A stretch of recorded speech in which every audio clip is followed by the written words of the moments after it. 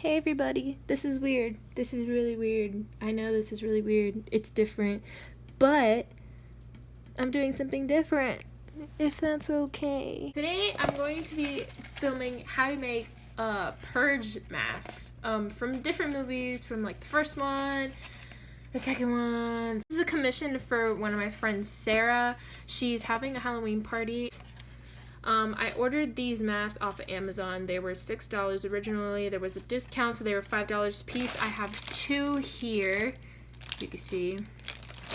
And today we're going to be completely redesigning them. And when I opened the packaging, there was already scratches on it, but it's nothing that we're not already going to cover up, so I'm definitely not worried about it.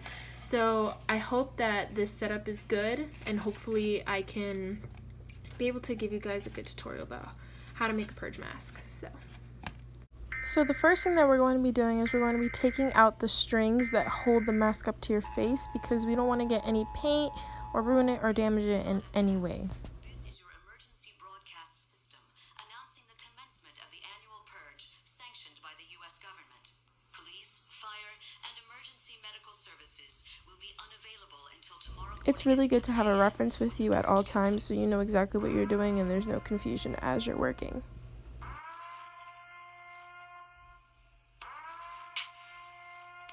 So the best bet would be to use black acrylic paint. It'll help stick to the surface a lot better. And what we're going to be doing with the black paint is we're going to be creating false lashes as an illusion. I tried to make this mask very, very feminine for my client because she's a very feminine person. Rather than doing the very messy, like no lash, very messy eyebrow look, I wanted to keep this a very, very like glamorous, creepy mask for her.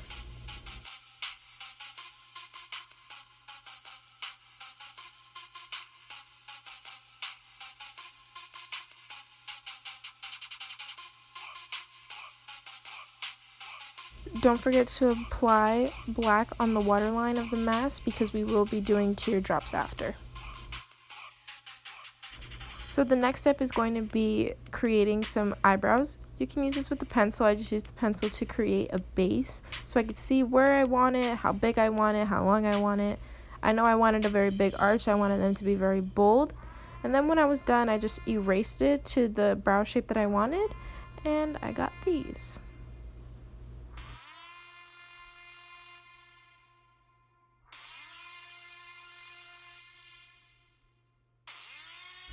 As you can see, I'm applying a Q-tip and using some water and some alcohol to make the paint drip, making it fall down the chin to make it look very, very real. I did this in numerous layers because I wanted it to be very dark. I wanted there to be different types of color variations from the tears.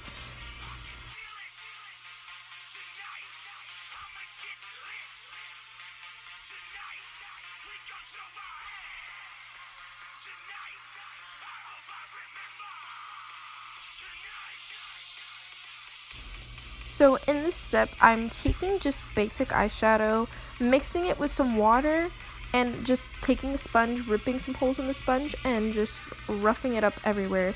I'm using browns, I'm using blacks, I'm using grays, beiges, any type of color that would make the mask very, very dirty. I applied this in a lot of the shadow and crease sides of the mask, so on the outer part of the nose, around the lips, around the eyes, just anywhere where there could be a cast of a shadow.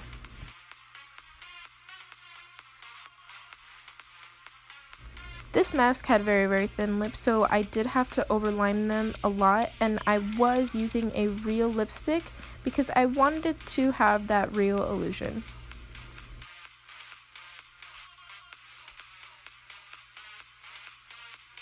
When you're done applying the lipstick to the mask, you can always just apply a red shadow or anything else close to it to make it all set in. And when you're done with that, you can just tap your finger around the edges of the lips so it becomes very grungy and looks like they've been purging all night.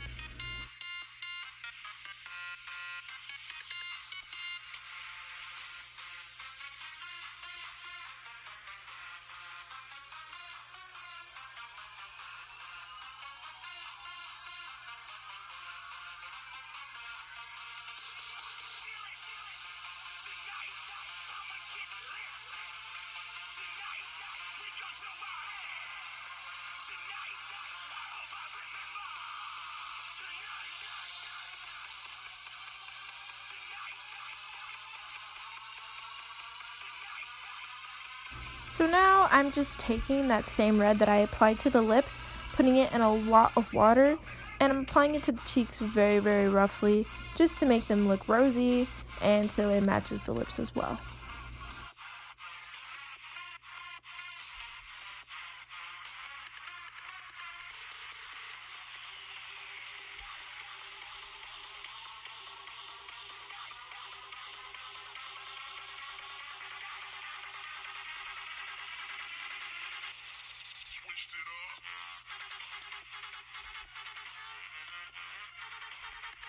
Now this is the part where the infamous God is being written across the forehead. This is a very major part of the mask. I wanted to do this in some pretty nice writing, but also very grungy writing, and it was not hard to follow the reference at all.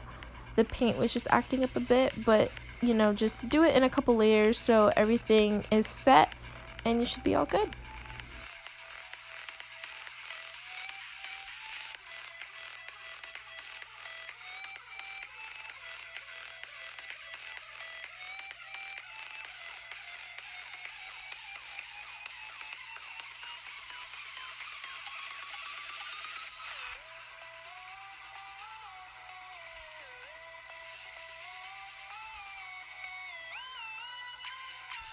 Just create some last minute touches with some other eyeshadow colors that you want to apply in different crease areas.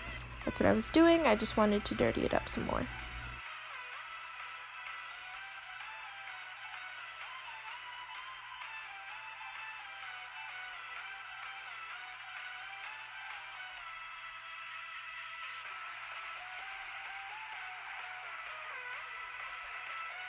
Alright, on to the next mask. We already know it. We have our reference ready to go, and we will be completing the mask as so.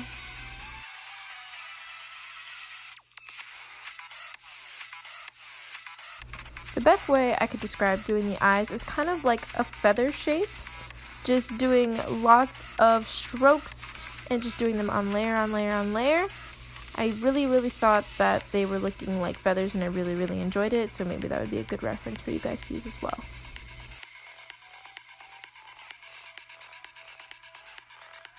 My camera for some reason did not record what I was doing, but I basically just dragged some black down the eyes and did the same method as I was using before to create the tears. And just what I'm doing now is I'm overlining these lips in a red acrylic paint.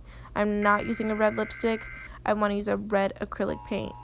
And what I'm just doing is I'm overlining them, and what I'll be doing is just dragging them out into a big smile, kind of like the Joker.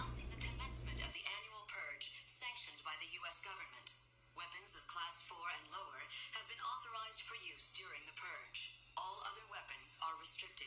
Government officials of ranking 10 have been... It's okay if the lines are a little uneven when you decide to do the smile. I think it creates the illusion of it being more creepy, but you can always just dirty that smile up more if you'd like. I strictly wanted to follow the reference. Will be unavailable until tomorrow morning at 7 a.m. when the Purge concludes. Blessed be our new founding fathers and America, a nation reborn. May God be with you all.